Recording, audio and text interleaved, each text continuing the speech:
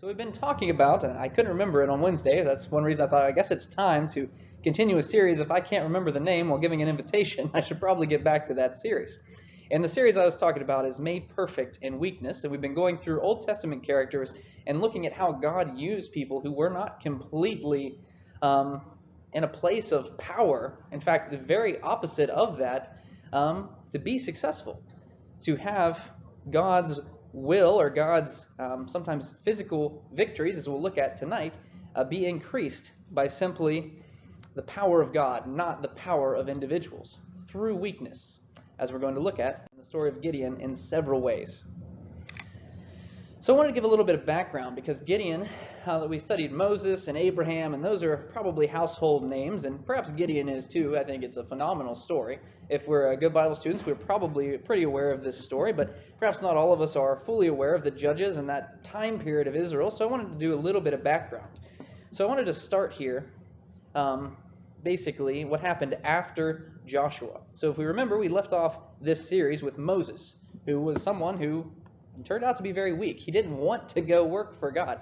He tried to get out of it. And even when he did work for God, he was not the strongest. But through the power of God, he was able to basically get the children of Israel loose from Pharaoh in Egypt and then guide them for several years throughout the wilderness. And then after him came Joshua, and he would be an interesting study, but I don't think we have much to say that Joshua was a weak person. He was a spy. He was a warrior. He was many things that probably are constituted with power. So we want to look at Joshua here briefly. What happened at the end of his life? And although that's very deceiving, because I forgot to put Judges in there, it is not Joshua 2:7. I believe we're going to be looking at Judges 2:7. So let's go ahead and turn there to Judges chapter 2, starting in verse 7. So we're going to see what happened to Joshua, basically, the leader after Moses, by reading these verses here. It says, "And the people served the Lord all the days of Joshua, and all the days of the elders who outlived Joshua, who had seen all the great works that the Lord had done for Israel. And Joshua the son of Nun, the servant of the Lord, died at the age of 110 years. And they buried him within the boundaries of his inheritance in the Timnath-Heres, in the hill country of Ephraim, north of the mountain of Gash. And all the generation also were gathered, or all that generation also were gathered to their fathers, and there arose another generation after them, who did not know the Lord or the work he had done for Israel. And the people of Israel did what was evil in the sight of the Lord and served the Baals." So we can see here what happened. We know that Moses was succeeded by Joshua, and then after Joshua, it wasn't a direct leader of the people of Israel. It says the elders who served with Joshua were the next people who kind of were in charge of the Israelites, you might say. And then after they passed away, there doesn't seem to be any leader in particular at all. And then, as we're going to see, what happened in that power vacuum is that the Israelites lost their way. They no longer served God. In fact, they turned to the Baals. And reading on here, in verse 12, it says, "And they abandoned the Lord, the God of their fathers, who brought them out of the land of Egypt. And they went after other gods from among the gods of the peoples who were around them, and bowed down to them. And they provoked the Lord to anger, and they abandoned the Lord and served the Baals and the Ashtaroth. So that the anger of the Lord was kindled against Israel, and he gave them over to plunderers who plundered them, and he sold them into the hand of their surrounding enemies, so that they could no longer withstand their enemies. Wherever they marched, whenever they marched out, the hand of the Lord was against them for harm, as the Lord had warned, and as the Lord had sworn to them, and they were in terrible distress." Now this is exactly what the Lord, as it says here, had told them would happen. Even Joshua, we think of Joshua's kind of last stand there. He said, "Who will you serve? As for me and my house, we will serve the Lord." That's probably a phrase you're familiar with, right? I think we have it on at least 4 different things that we display outside of our house regularly. Those kinds of powerful words here. It was very clear in his address there that they needed to serve God if they wanted to continue in his good graces, continue to have the power of God, what we're going to be looking at this evening, behind them when they went out to war. But they didn't. They didn't do that. And their disobedience had consequences, as we just read. They were given over to their enemies of all the surrounding sides. Continuing on here, it says, kind of the overview of the book. "Then the Lord raised up judges, who saved them out of the hand of those who plundered them. Yet they did not listen to their judges, for they whored after other gods and bowed down to them. They soon turned aside from the way in which their fathers had walked, who had obeyed the commandments of the Lord, and they did not do so. Wherever the Lord raised up judges for them, the Lord was the judge, and he saved them from the hand of their enemies all the days of the judge. For the Lord was moved to pity by their groaning because of those who afflicted and oppressed them. So I wanted to read this section just to give us an idea of who the judges were. Gideon is going to be a judge like this. He had basically these things. Although he was the judge, as it says here, God was the judge. In fact, Gideon has a pretty powerful statement that we're going to look at the very end of the lesson, very similar to Joshua, in this same vein, showing that God is truly the judge of these people. Gideon simply was just a man, and that's all the judges. And they would raise up, they would save them out of the hand of their enemies after they had been learned their lesson, basically. But as it says here, they always went back to their folly. And we're going to read that here in verse 19. It said, "But whenever the judge died, they turned back and were more corrupt than their fathers, going after other gods, serving them and bowing down to them.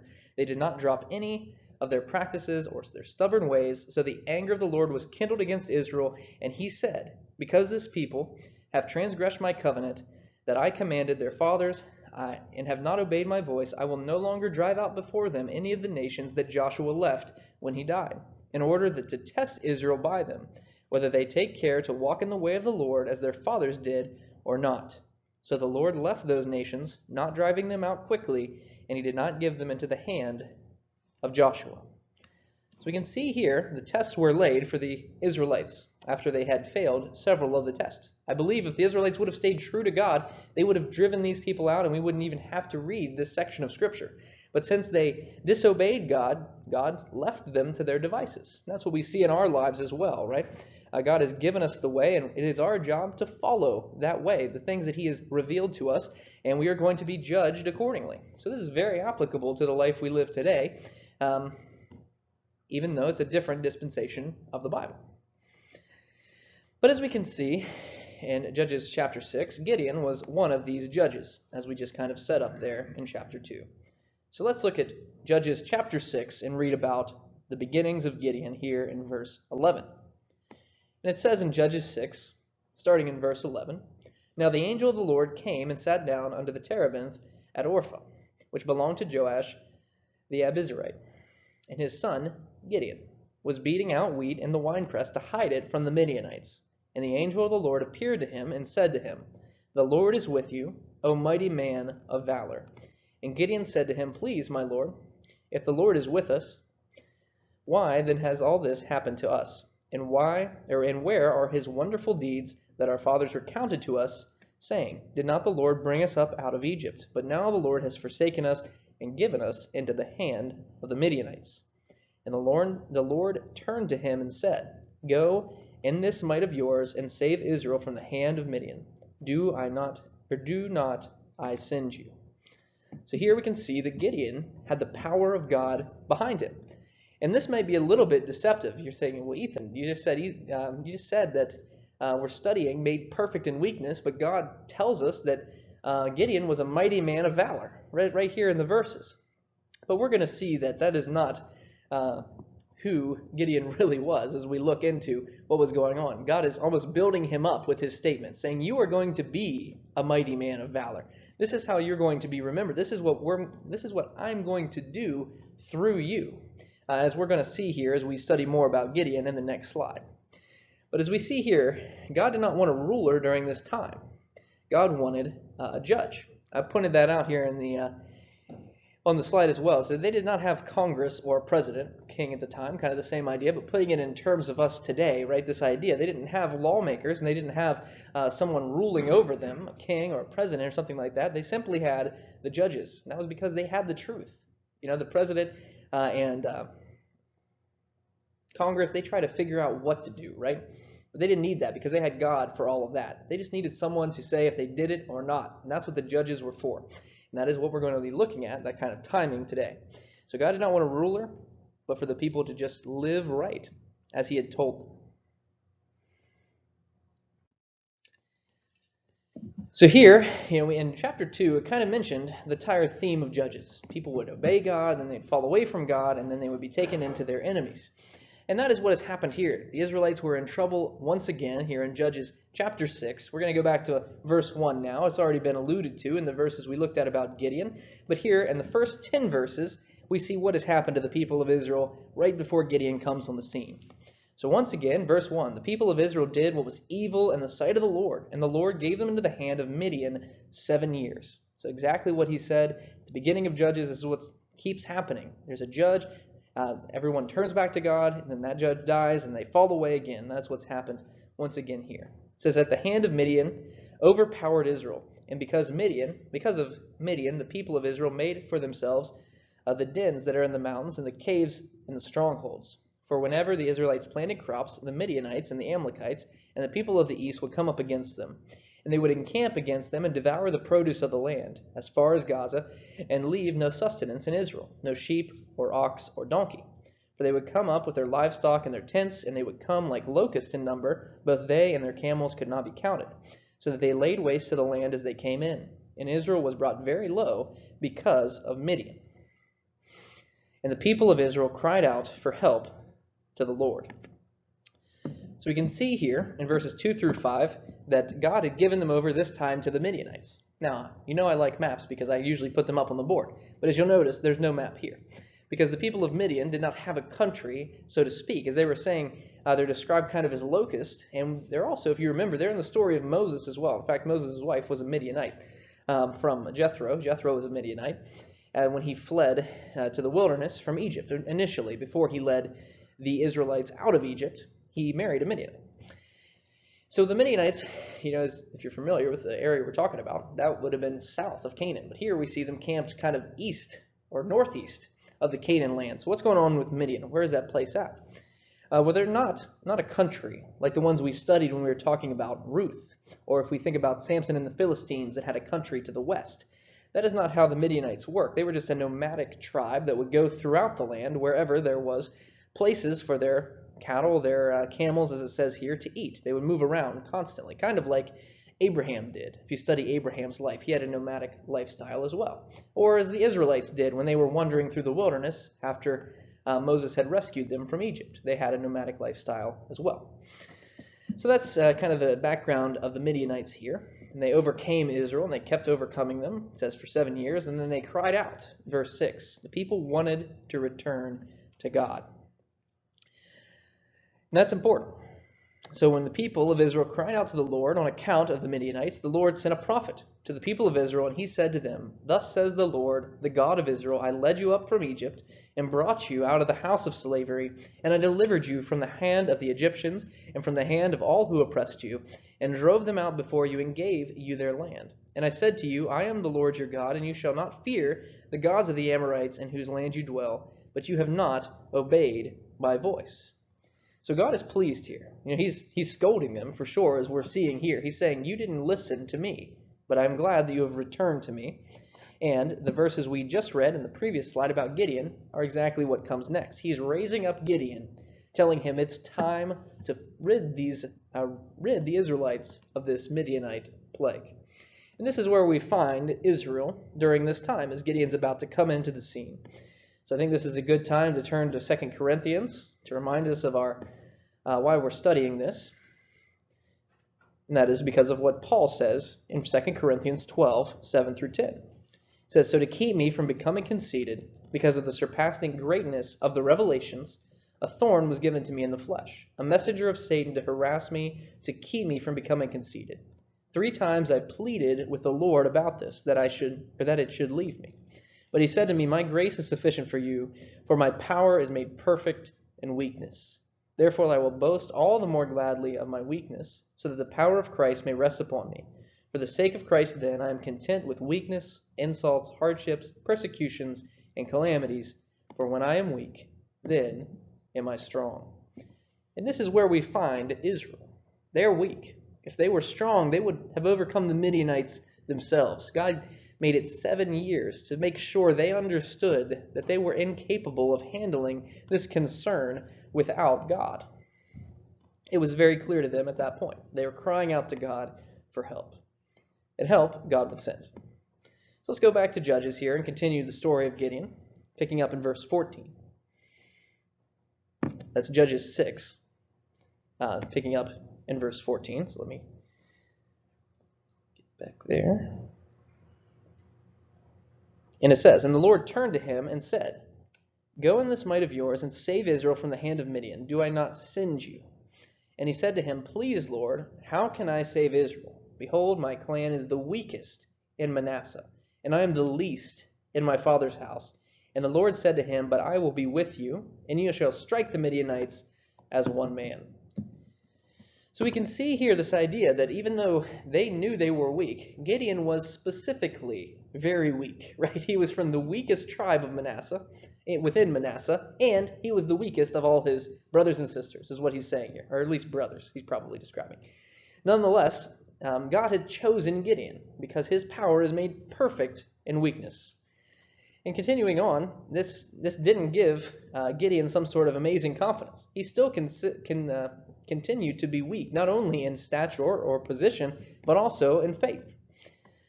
And he said to him, continuing on verse 17, "If now I have found favor in your eyes, then show me a sign that it is you who speak with me. Please do not depart from here until I come to you and bring out my present and set it before you." And he said, "I will stay till you return."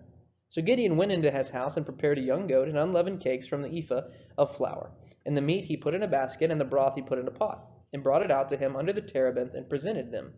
And the angel of God said to him, "Take the meat and unleavened cakes, and put them on this rock, and pour the broth over them." And he did so. And then the angel of the Lord reached out with the tip of his staff that was in his hand, and touched the meat and the unleavened cakes, and fire sprang up from the rock and consumed the meat and the unleavened cakes. And the angel of the Lord vanished from his sight. Then Gideon perceived that he was an angel of the Lord. And Gideon said, "Alas, O Lord God, for now I have seen the face of the Lord, or the angel of the Lord, face to face." So you'd think this would be enough. This man of weak stature, country in a weak position, now he has this sign because he didn't have full faith to just go do this thing. It seems like everything should be pretty well set. Set the stage for weakness. That's all we could possibly be studying, but it actually isn't. There's even more weakness to come. And we're going to look at that as we continue on here. So God chooses weakness, and we can see that continuing here. So we've used that position we see so far to do this in verse 25 through 27. That night the Lord said to him, "Take your father's bull and second bull, 7 years old, and pull down the altar of Baal that your father has, and cut down the Ashtoreth that is beside it, and build the altar of the Lord your God on top of the stronghold there, with stones laid in due order, and take the second bull and offer it as a burnt offering with the wood of the Ashtaroth that you shall cut down." So Gideon took 10 men of his servants and did as the Lord told him. But because he was afraid of his family and the men of the town to do it by day, he did it by night. So we can still see that Gideon wasn't a man of great confidence, a man who was excited to do what God was saying. He's like, "I'll do this in the night, and I'm not even going to tell any of my family. I'm just going to grab the servants and make them do it with me." But nonetheless, this is the man who was going to rid the Midianites from God's people. Even after this great event, you think maybe he would be a little bit emblazoned after he had done this. This isn't the case. As we read in verse 30, it says, "Then the men of the town said to Joash," basically they figured out it was Gideon, said, "Bring out your son that he may die. For he has broken down the altar of Baal and cut down the Ashtoreth beside it." But Joash said to all who stood against him, "Will you contend for Baal, or will you save him? Whoever contends for him shall be put to death by morning. If he is a god, let him contend for himself, because his altar has been broken down." Therefore, on that day, Gideon was called Jerubbaal, that is to say, "Let Baal contend against him," because he broke down his altar. So why I say this is that Gideon still was not the leader that you thought he might need to be to rid of the Midianites, because he is not the one there defending himself in front of this crowd of this mob in front of him, right?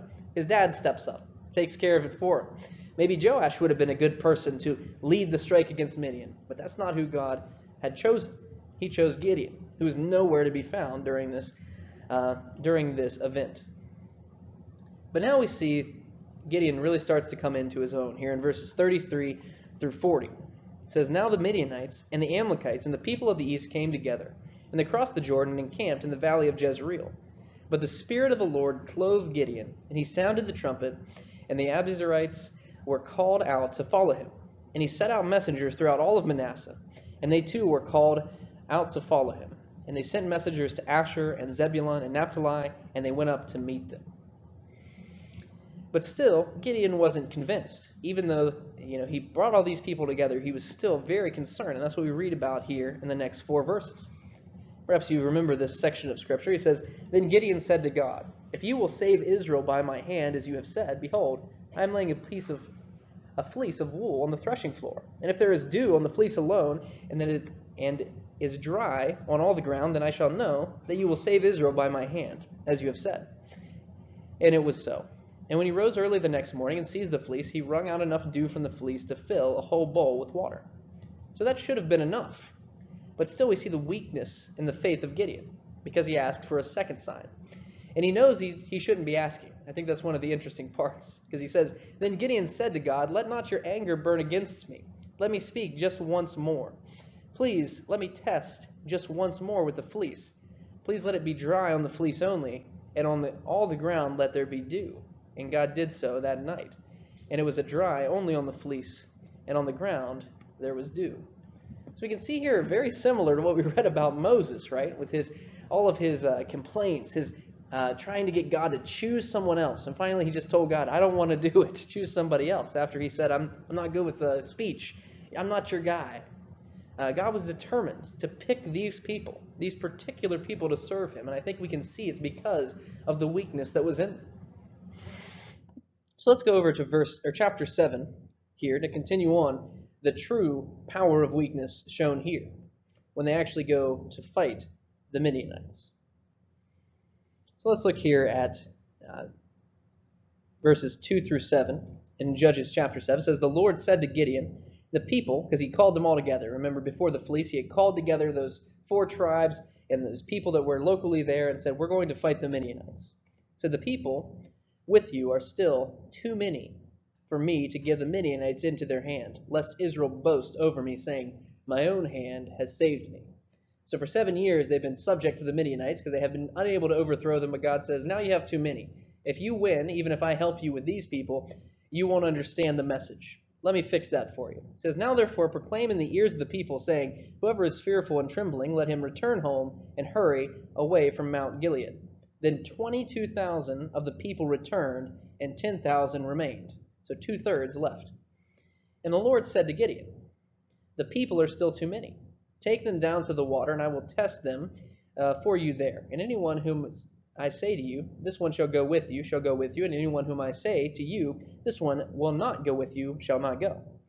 So he brought the people down to the water, and the Lord said to Gideon, 'Everyone who laps the water with his tongue, as a dog laps, you shall set by himself. Likewise, everyone who kneels down to drink.' And the number of those who lapped, putting their hands to their mouths, was 300 men. But all the rest of the people knelt to drink the water." So we can see here what Gideon was probably thinking. God didn't tell him which men he was going to choose. He's like, okay, he's going to take 300 more men away from me out of the 10,000 I have left. Right? That's probably what Gideon was thinking, because he sees a little stack of men over here and a big stack of men over here. I want to go with them to try to fight the Midianites, which, by the way, had about 150,000. There were 120 that were killed in this fight we're going to look at here in a second. And then there were, I think, about 15 or 20,000 left. So that's the force they were fighting. Now, 10,000 or 20, maybe if you just look at the 32,000 they had originally before they cut it down at all, that seems like a pretty uneven match to begin with, right? That seems like Gideon was way outnumbered. But now he's down to a pile of 300 men on this side and about, the rest of them, of the 10,000 on that. And in verse 7, the Lord said to Gideon, "With the 300 men who lapped, I will save you and give the Midianites over to your hand. And let all the others go, every man to his home." So 300 are going to take on about 150,000 people. Now that's, probably something we can try to fathom in our minds. I think about that bar chart I showed about the amount of goods that Paul had versus Americans, where you couldn't even see Paul's little bar on the bar chart because so many on the other side. That would have been the same thing for this. And Gideon, even though the Lord has been with him, he gave him all those signs, he's still afraid, even though he's doing what God said, as we see here in verse 8. It says, "So the people took provision in their hands and their trumpets, and he set the rest of Israel, every man to his tent, but retained the 300 men. And the camp of Midian was below him in the valley. That same night the Lord said to him, 'Arise and go down to the camp, for I have given it into your hand.' But if you are afraid, go down to the camp with your servant Purah, or with Purah your servant, and you shall hear what they say, and afterwards your hand shall be strengthened to go down against the camp. And then he went down with Purah, his servant, to the outposts of the armed men who were in the camp. So right there, it basically tells us that Gideon was still afraid. Because God said, only if you're afraid, take your servant with you. And Gideon said, okay, let's go. I'm very afraid. We're going to go down and see what these men have to say. So the question I have for us tonight that we're taking away so far is, do we doubt when it seems that we are outnumbered? When we are way outnumbered by maybe the world around us or our peers, do we have doubt? And do we think about Gideon in this situation? Well, let's see how it works out for Gideon here as we look at the end of this story. So we're going to look at verses 13 through 15. So God comforted Gideon, just as he will comfort us by reading his word. It says, when Gideon came, behold, a man was telling a dream to his comrade. And he said, behold, I dreamed a dream, and behold, a cake of barley bread tumbled into the camp of Midian. And it came to the tent and struck it, so that it fell and turned it upside down. So the tent lay flat. And his comrade answered, this is none other than the sword of Gideon, the son of Joash, a man of Israel. God has given into his hand Midian and all the camp. And as soon as Gideon heard the telling of the dream and its interpretation, he worshipped and returned to the camp of Israel and said, arise, for the Lord has given the host of Midian into your hand. So we can see here the confidence of Gideon. He has received his fourth sign, if we're counting. 4 signs it took for him to be ready to go do what God told him he was going to do. And he's about to do it now. That's all it took, just 4. And he goes on here in verse 16. And he divided the 300 men into 3 companies, put trumpets into their hands of all of them, and empty jars with torches inside the jars. And he said to them, look at me, and do likewise. And when I come to the outskirts of the camp, do as I do. When I blow the trumpet, I and all who are with me, then blow the trumpets also on every side of the camp and shout, for the Lord and for Gideon. So this is the plan. So Gideon and the 100 men who were with him came to the outskirts of the camp at the beginning of the middle of the watch, and when they had just set the watch, and they blew the trumpets and smashed the jars that were in their hands, and the 3 companies blew the trumpets and broke the jars, and they held in their left hands the torches, and in the right hands the trumpets to blow, and they cried out, a sword for the Lord and for Gideon. And every man stood in his place around the camp, and all the army ran, and they cried out and fled. And when they blew the 300 trumpets, the Lord set every man's sword against his comrade and against the army, and the army fled as far as Bethsheba toward Zerith, as far as the border of Abel Melholah by Tabbath. And the men of Israel were called out from Naphtali, and from Asher, and from all of Manasseh, and they pursued after Midian. Gideon sent messengers throughout all the hill country of Ephraim, saying, come down against the Midianites and capture the waters against them as far as Bethbara and also the Jordan. So the men of Ephraim were called out, and they captured the waters as far as Bethbara and also the Jordan. And they captured the 2 princes of Midian, Oreb and Zeb, and they killed Oreb at the rock of Oreb, and Zeb they killed at the winepress of Zeb. And they pursued Midian, and they brought the heads of Oreb and Zeb to Gideon across the Jordan. So a total defeat, as you can see, by these 300 men against what we're going to read as 120,000 fell in this action we just read about. Those are unfathomable odds. No one would be taking those odds. Not that we gamble, but nonetheless, that is a huge amount versus such a small amount. And we can see who won that battle. And that person who won is God, for those of us that are wondering. He left no doubt, as he made himself perfect through the weakness of these 300 men, compared to who they were against. So let's look at the remainder of the story as we get close to the end here, which continues on into chapter 8. I picked a few verses out here, so let's look at verse 4. It says, and Gideon came to the Jordan and crossed over, he and the 300 men who were with him, exhausted, yet pursuing. So we can see there were still 300 men. That's why I wanted to read that. He was given 300. He still has all 300 of his men, right? So let's skip down here to verse 10. And it says, and Zebra and Zalman were in Karkor with their army, about 15,000 men, all who were left of all the army of the people of the east who had fallen, or for there had fallen 120,000 men who drew the sword. So that's what I've been saying this whole time. That's where that number comes from, right out of the text. This many men were killed without losing a single man of the 300. It said, and Gideon went up to the way of the tent dwellers east of Norab and to Jogbethan and attacked the army, for the army felt secure. And Zebah and Zalmunna fled, and he pursued them and captured the 2 kings of Midian, Zebah and Zalmunna, and he threw all the army into a panic. So he captured, I think, at total here, we see of 4 of the leaders of this group. And the whole army was basically disbanded as they were thrown into a panic, defeating this very large army. I think this is just, perhaps the best story. I think maybe this was the particular story that I wanted to do this series on, God's power made perfect in weakness, because like the Lord said, I'm not going to make it any doubt that you would have lost this without me. No one in Israel is going to boast that they won this. They're going to talk about this for generations. In fact, many generations, as we sit here and talk about it tonight. But Gideon, he did make some mistakes that I'm not going to go into this evening, but I thought that he had a pretty powerful statement that I wanted to end the lesson on here, which is still in Judges chapter 8, but let's go down to verse 22 and 23.